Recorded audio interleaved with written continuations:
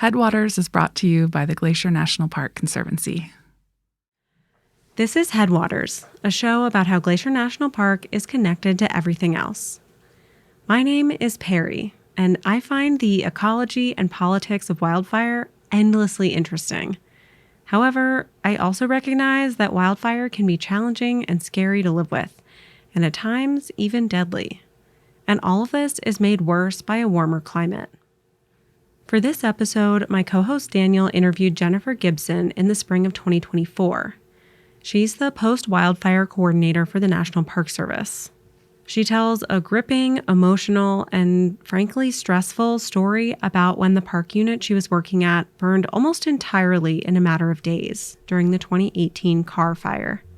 You probably remember hearing about that fire on the news.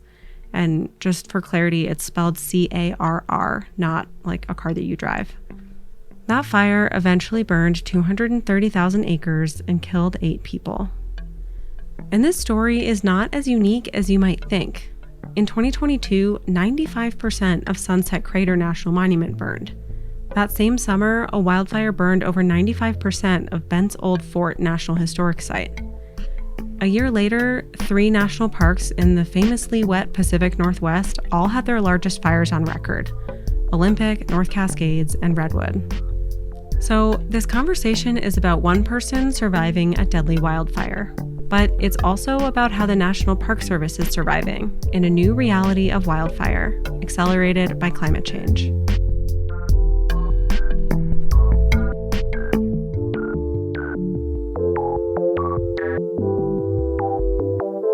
Jennifer Gibson, welcome to Headwaters. Thanks for coming on. Maybe start with just telling us, what's your job? Hi, thanks for having me.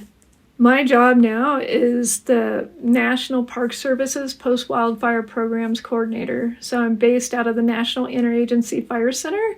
My job now is to assist and help parks in recovering from wildfire. And that's essentially overseeing the burned area emergency response program. What was your title during the Carr fire at Whiskeytown National Recreation Area? The Chief of Resources and Interpretation. We're talking specifically about the Carr fire in Northern California, but this story, as dramatic and shocking as it is, it could very easily happen pretty much anywhere in the American West. Of course, it could happen here in Glacier National Park. Obviously, we have big wildfires here, but the kind of unprecedented, fast-moving, and property and life-threatening wildfire that you're describing, there's no reason that couldn't happen here in Glacier. Yeah, it can happen in Glacier. It can happen in North Cascades. It could be another Whiskeytown, or some parks are burning down, like 70% of Lacy Volcanic National Park burned in the Dixie Fire. 80% of Santa Monica Mountains National Recreation burned in the Woolsey Fire.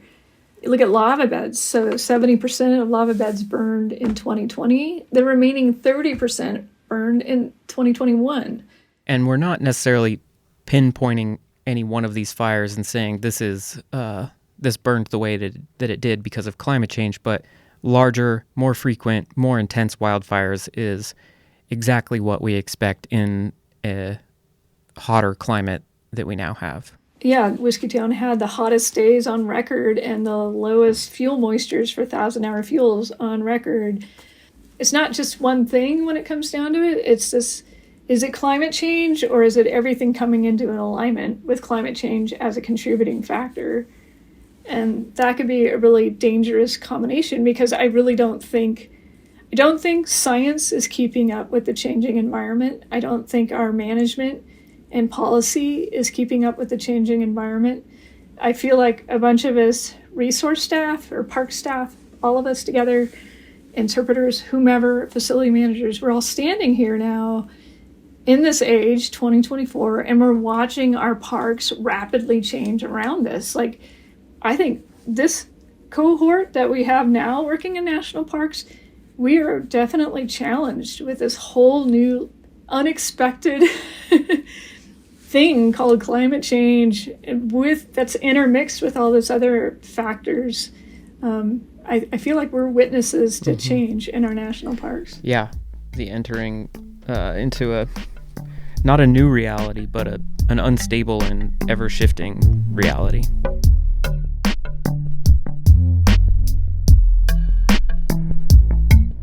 So Whiskey Town has kind of a funny name. What is Whiskey Town? Really simply, it's a national recreation area, part of the Park Service. It is. It's a unit of the National Park Service. It follows the mission of the National Park Service. It is a recreation area, so it's really like it's like Golden Gate National Recreation Area, Santa Monica Mountains National Recreation Area. It's really about recreation for the local visitors. And living there for 20 years, it probably became like a pretty important place to you, too. Yeah, I lived 1 mile from the park boundary, so I had a really short commute. So my weekends, if I wanted to get a hike in, if I wanted to go botanizing, kayaking, I always went up to the park. The whole community loved Whiskey Town. For someone who isn't familiar with Whiskey Town, one of the key features is a large dam and a reservoir, a huge lake right in the middle of the park unit. There's a lot of urban areas right next to the park unit, and it's all a pretty mountainous, forested area. It is extremely diverse. It goes from 600 feet in elevation up to 6,200 feet in a really short distance, so it's really steep. So it goes from oak woodlands and grass up to subalpine fir, like red fir forests and montane chaparral. It has old-growth forests and spotted owls in the higher elevations, but in the lower elevations, it has chaparral and chamise and things that you would see at Santa Monica Mountains. So that's one of the reasons why I love that park so much, because it was so incredibly diverse. It's basically like all of California smushed into one park unit. Yeah, totally. And it was great, like really crazy biotic assemblages living together in the same location, like Pacific giant salamanders and whiptail lizards, like something from a Pacific Northwest meets the desert, in the same campground. Yeah. So it's a really cool place. But it has waterfalls, lots of biking trails, lots of hiking trails, kayaking. It's a really nice place. So we're going to talk about what happened at Whiskey Town in 2018, which was a big wildfire. Just big picture, this was one of the larger fires in California history.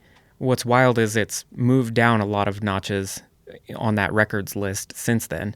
But this happened in 2018, and it burned, this is in Northern California, around the town of Redding. When did the Carr fire start for you?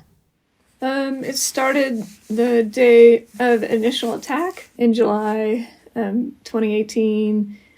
It was hot. We were on July in Redding and Shasta County. We were at triple digit weather. Like it was hot even for Redding for July. About 1 o'clock, 1:30, we heard over the radio that there was a fire near Carr Powerhouse Road, which is next to our historic district, the Tower House Historic District, which is like a concentration of your most important cultural resources, layers of history there, prehistoric, historic. So it's July 2018. The temperatures are getting up into the low 100 degrees. It's very hot. I'm imagining it's not cooling off a whole lot at night. I think it was like 113, 114. We were bumping up against the highest temperatures ever recorded in the park. Wow. So it's very hot, very dry. And you hear on the radio, okay, there's a fire. And I'm guessing that at that point, that wasn't unusual. You've heard a lot of fires come in over the radio, maybe even some that summer. And so you go to check it out. At that point, everything feels routine, I guess. Yeah, no, that's something that we do regularly. Like, there's fire, we could stand on the highway, tie in with the duty officer, make sure, just be there if they need information, not get in their way. We give them advice if they need it. This is what we do. But this one just went completely sideways. Seeing fire taking off spreading so rapidly and erratically, the weirdest thing that I saw was fire zipped around a hillside sideways. Like fire goes uphill, right, naturally, and it follows winds. And it wasn't really that windy out, but it went around sideways. And I'm like, well, that's really weird.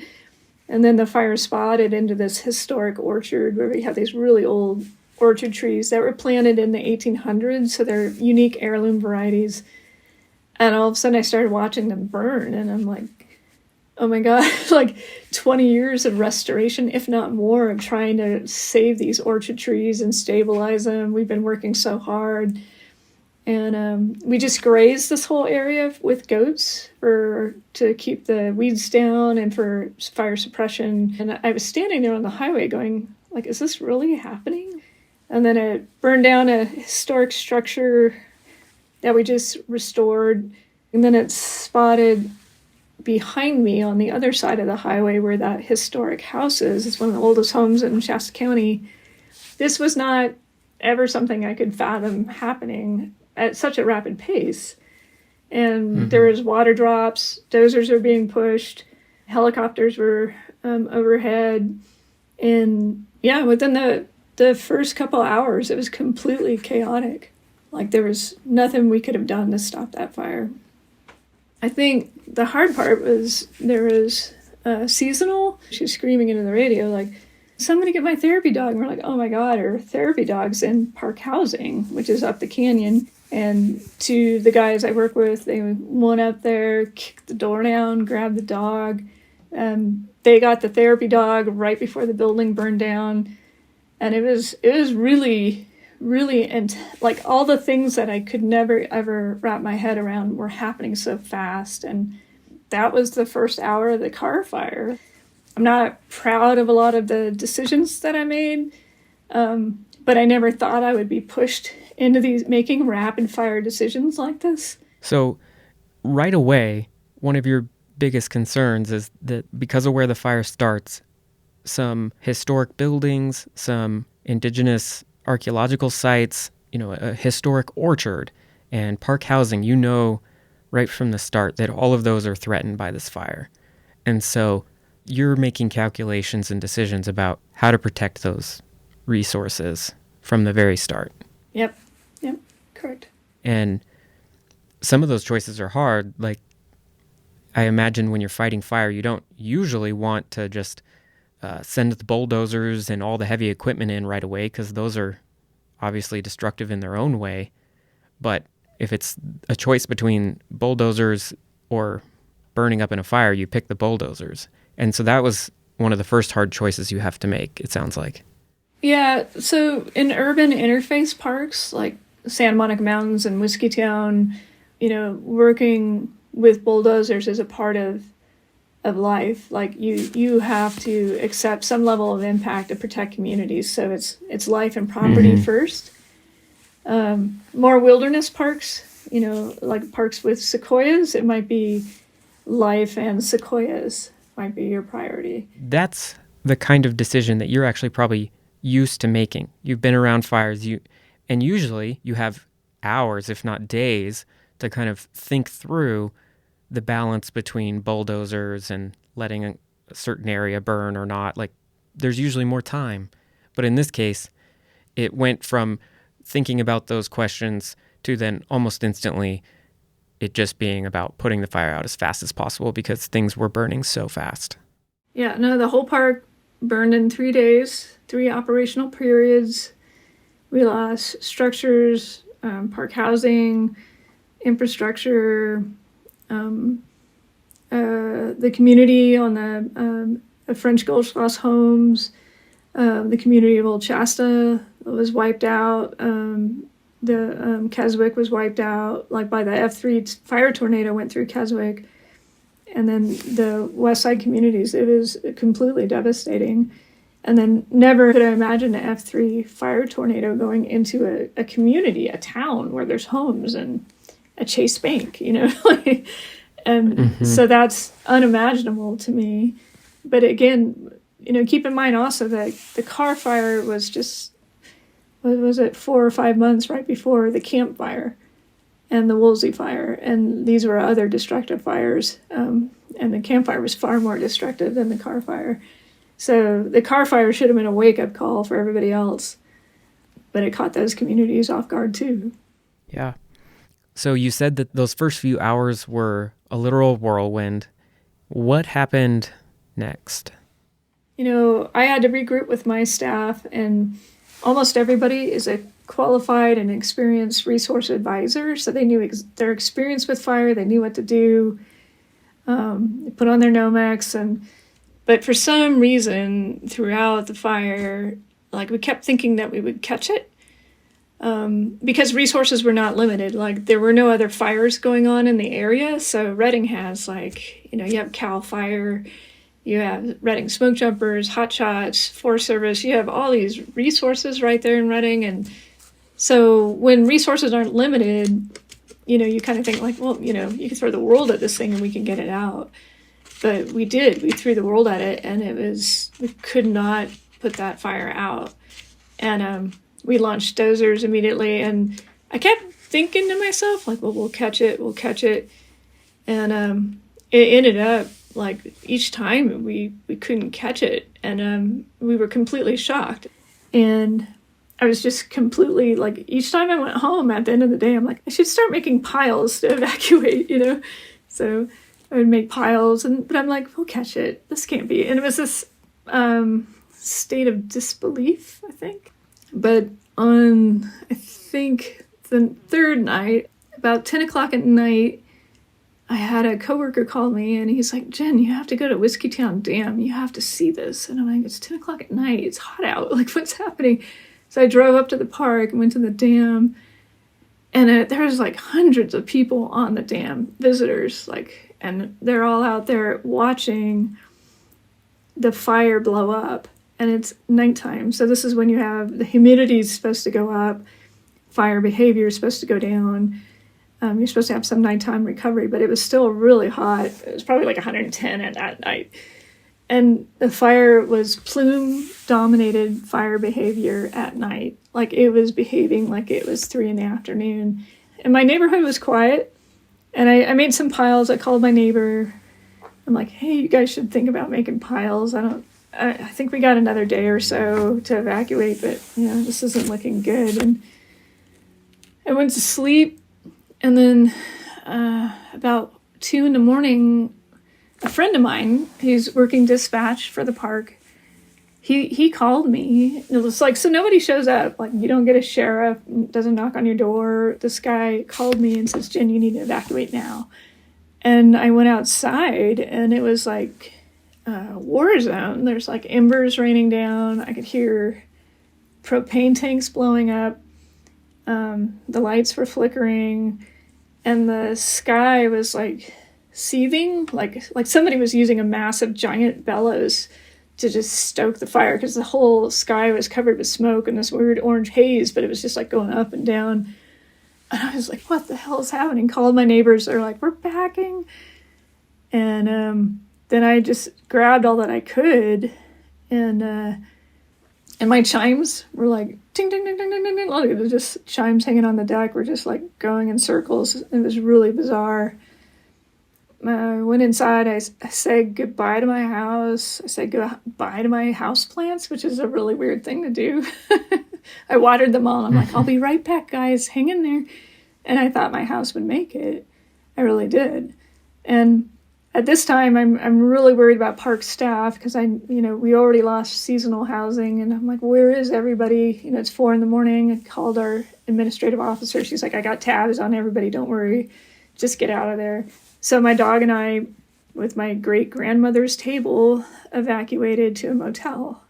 Leaving the driveway, I said goodbye to my neighbors and hugged them, and showed up at a Motel 6 in Redding, and with a bunch of other disheveled people, like at 4 a.m, just like they were in shock, and I know that they just evacuated. So we were all checking into hotels. So at this point, a significant portion of the west side of Redding evacuated to the east to evacuation shelters, friends' homes, motels. But we thought that maybe everything was going to be okay. Maybe the house will make it. I've been burning piles around my house. It's in good shape. I'll make it. It being in a state of shock. Wow. Over the course of those first few days, then, the fire, is potentially moving towards your own home, and you're in a state of kind of disbelief that it could burn your own home. Yeah, we evacuated the north side of the park where the fire was. But on the south side of the park, we still had visitors. We still had people in park housing. But we thought there was no way the fire was going to cross the lake. Well, sure enough, there was a mini fire tornado or vortex set up, and it laid down horizontally across the ground, I wasn't there, and spotted across the lake. So this launched a massive evacuation on the south side of the lake of people that were camping, and on that side, and park housing units. And this was important because to me, a lot of the law enforcement personnel, a lot of us lived in Old Shasta, we lived on the boundary of the park.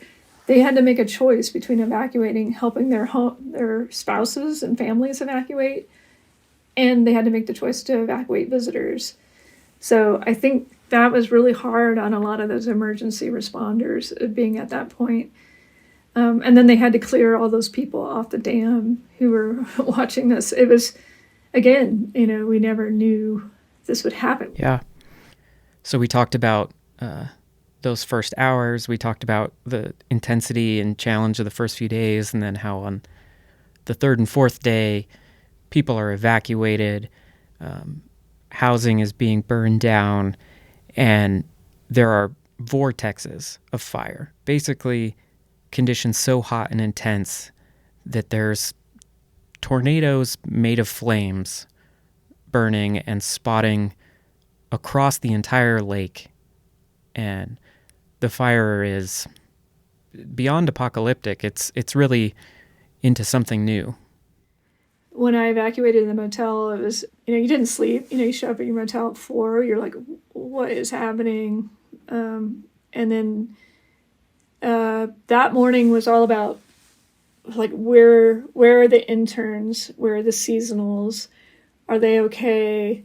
We got them into hotels. Like, where is everybody on the west side of Redding? Like, people that live there, is everybody okay? So the park's in a shambles. And I heard that the fire had passed through my neighborhood, but my house had made it, and my neighbor's house had made it. And I was like, all right, I did it, like all my fields treatments and weed whacking, all my works, I was like, I knew it. I knew I could make it.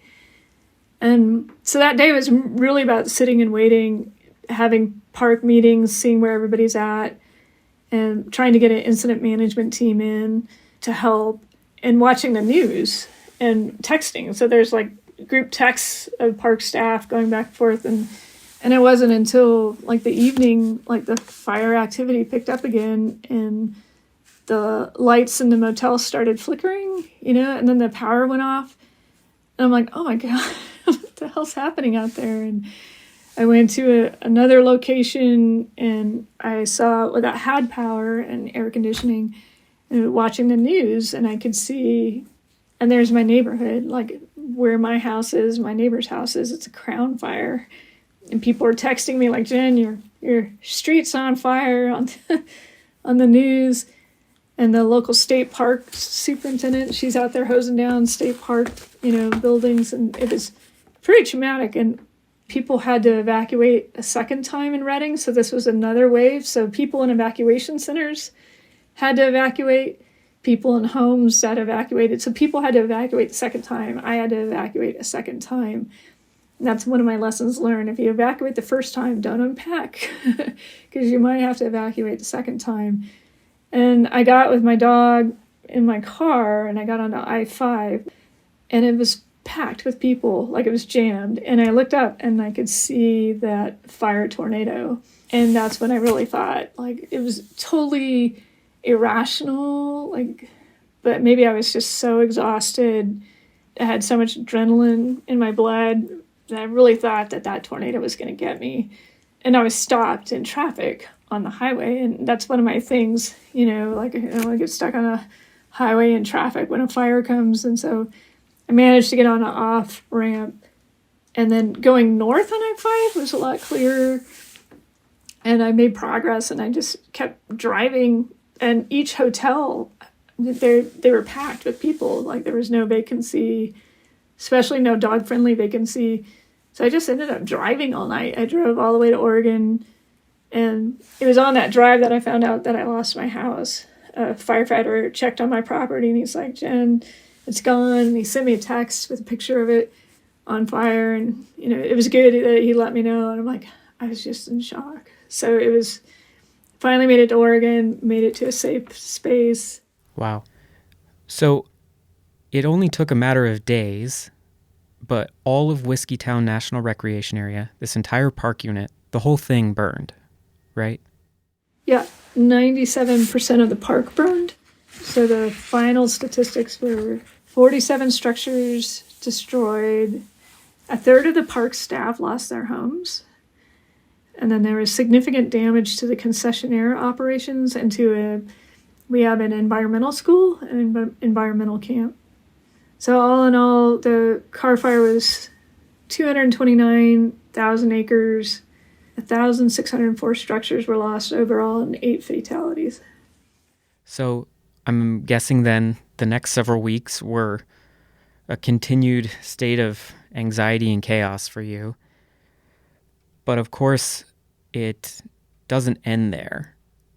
A lot of your work, I think, then was on the aftermath of the fire and, okay, what happens now that the fire's out? So the hard thing is that when you have a fire in your park, you're going to sprint. Like, you're going to sprint as hard as you can. You're going to run as fast as you can, but there's like a finish line, It's like you're going to just exhaust yourself to that finish line. Once you cross that finish line, the post-fire world is a marathon. Whiskeytown has significant infrastructure. We have the dam infrastructure with Bureau of Reclamation. We have a telecommunications site for the sheriff's office at the top of the peak, highest mountain. And then we had a major highway goes through the middle of the park. And then we have Pacific Gas and Electric. So we had all these power lines. We have all this infrastructure, and they all had to get online. And to do that, we needed to be resource advisors again. Even though it's an emergency, you need some level of compliance a little bit, to make sure there's no prehistoric site there, my first day back after I found out my house burned, and we had a meeting with the archaeologist, myself, and our acting superintendent, and here's this room full of engineers, highway engineers. There's like 25 of them, and they're like, we've got X amount of $1 million to install these structures to protect our highway, and you guys need to do the compliance. So it's like, So we really kept going and going and going. It was really hard to stop and process. Mm-hmm. Yeah, Jen, talk to me about the mental health impacts of going through something like this for you, but for the community and for the staff of a national park. What's that like? It's like the grief that keeps on giving. It's layers and layers of grief. It's grieving my house and my memories and my property that I love so much, grieving my park and, the restoration, all that work put into that park and places that I loved, grieving my community. My neighbors all moved away, like grieving with them. You go to all their going away parties and then you get tired of it. And then park staff start to leave. So you're going to their going away parties and everybody processes it very differently.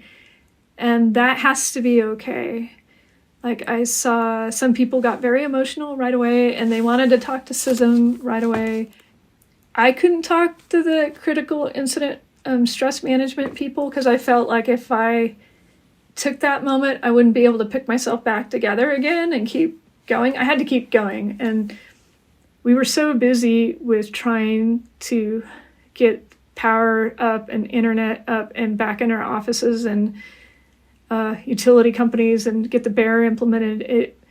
It took us until we got a superintendent, a permanent superintendent showed up, and he was like, wow, this these people need help. And so he called EAP, Employee Assistance Program, and he got a clinical psychologist to come and talk to us as a group. And it was like the first time in 9 months, that we all sat together as employees and talked it out. And she got up there and she was like, well, all the other agencies like CAL FIRE, the Sheriff's Department, PG&E, or all these different entities and agencies, they got employee assistance like the week after the fire. Why did it take the National Park Service 9 months? And we were ground zero. We were the most impacted. So that was, I think, a real important point to me is you need to get that help in soon.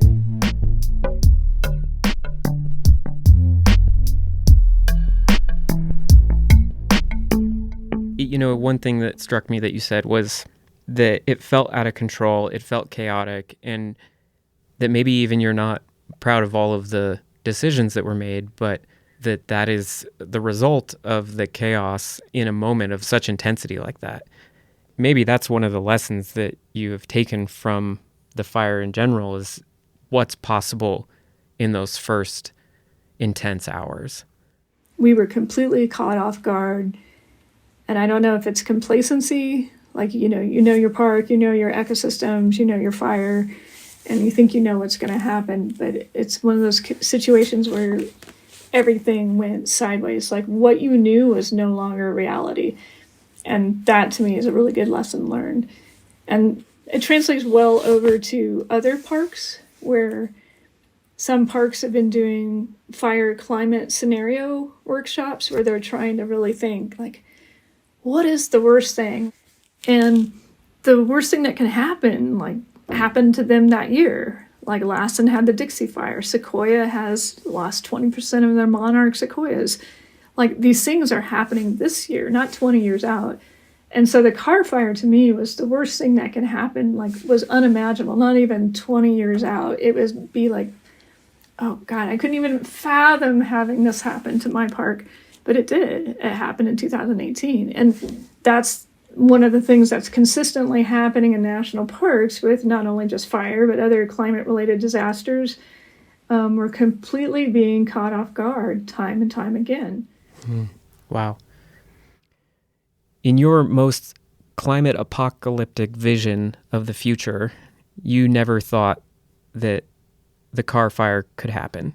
That was your worst case scenario, darkest imagination of what the future might be. And then it actually happened.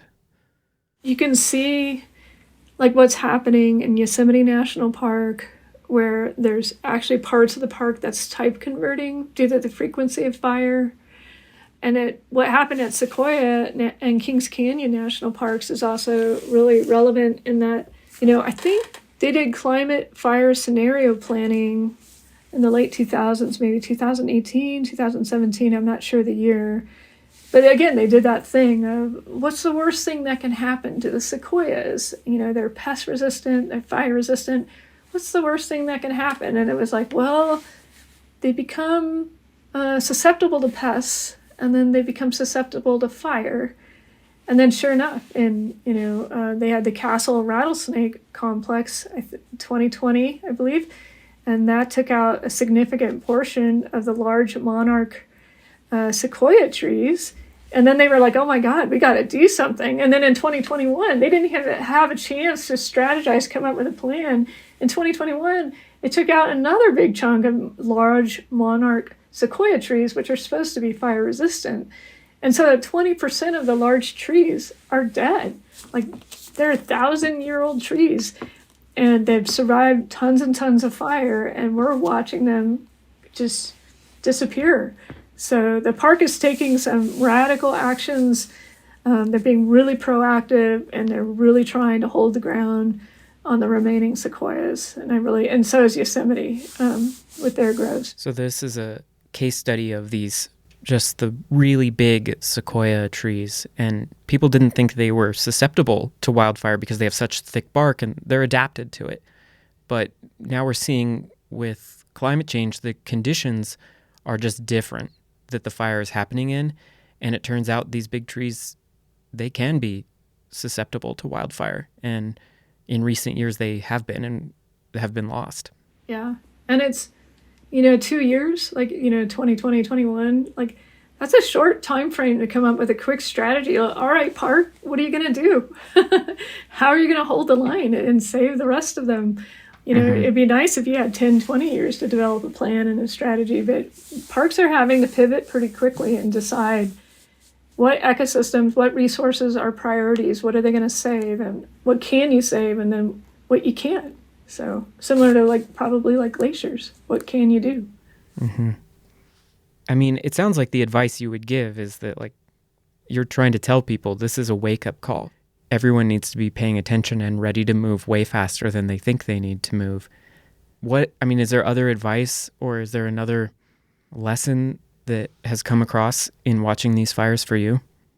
To me, after the Carr fire, I had this sense of panic and urgency where I want to see, people take fuels reduction and defensive space seriously. It's been hard because after going through something like that, oftentimes people perceive you as being well, she's been traumatized, this is just her processing. I'm no, I think the Park Service needs to invest in preparedness, response, and helping parks recover.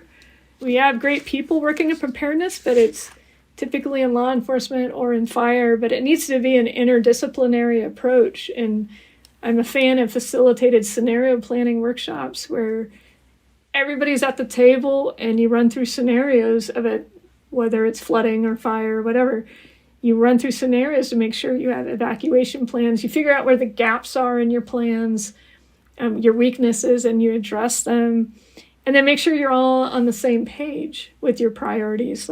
If you did have to evacuate your park, and again, it has to be top down, a priority from your superintendent all the way up to your regional director and the director. I think another thing parks can do is invest in your resource advisor program. If you care about your natural and cultural resources in your park and you're a fire park or the potential to fire, the best thing you can do is get your staff trained, send them out, get them experience.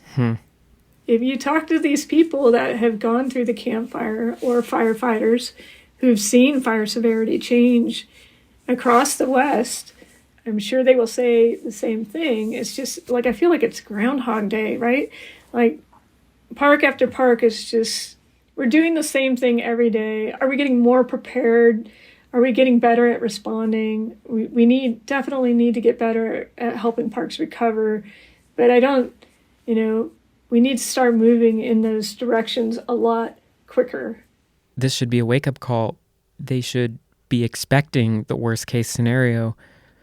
Jen, I'm curious if you feel like you're healed, if you have fully processed the Carr fire, or if that's an ongoing thing. And then I'm also curious if, helping other parks and talking to other parks about their intense fire experiences, if that's been a helpful process or not so helpful in your own kind of coming to terms with wildfire. I think trauma is a bad thing in general, but it's made me wiser, more wary. I'm all about being prepared and going through any sort of traumatic event. It could be like a loss of a loved one, or whatever it may be. It's horrid, absolutely horrid, but there are moments of beauty and love intermixed, which makes it a really complex emotion. So the strong bonds that I formed with the staff at Whiskeytown, going through this with them, will always forever be there. My neighbors in my community, there will always be my neighbors. We always reach out to each other. We always sing Christmas cards or holiday cards. We're always there for each other. We have this common bond now that we went through something and we made it together. And I think that's the beauty in it. Jennifer Gibson, thanks so much for sharing your story. This has been really valuable. Yeah, thanks you guys for doing this. I'm so impressed, and thanks for listening.